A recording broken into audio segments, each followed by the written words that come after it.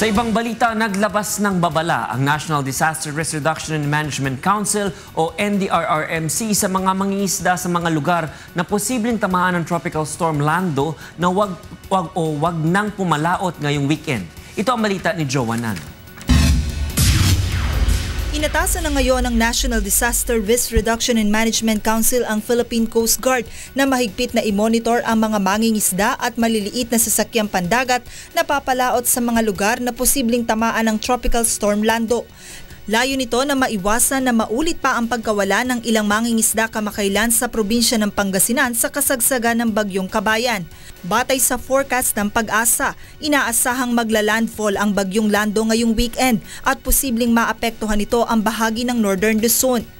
Sa ngayon ay itinaas na rin ng Pag-asa ang gale warning sa mga lugar na posibleng daanan ng Bagyong Lando.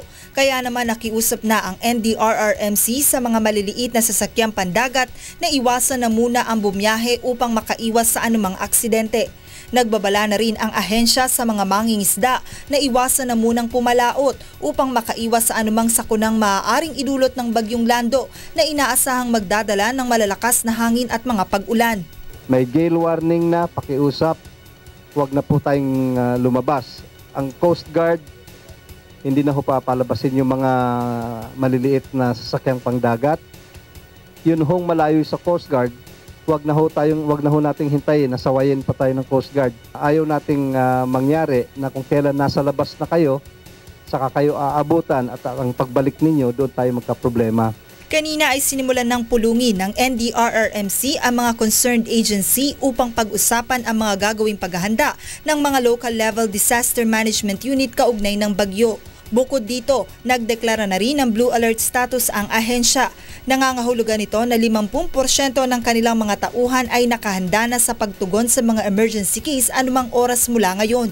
Muli namang nanawagan ang NDRRMC sa mga lokal na pamahalaan na gawin ang iba yung mga paghahanda kapag natukoy na ang mga lugar na maaapektuhan ng bagyo. Yung mga lugar po na yan, yung posibleng dadaanan ng malalakas na ulan, ibibigay po sa atin dito na siya naman pong gagamitin ng ating DILG sa pagbibigay ng abiso at pagsabi sa kanila na tingnan nyo na yung inyong pamphlet sa Oplan Listo.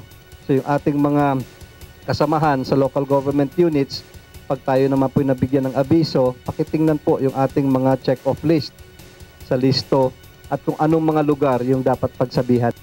Joannan, UNTV News Worldwide.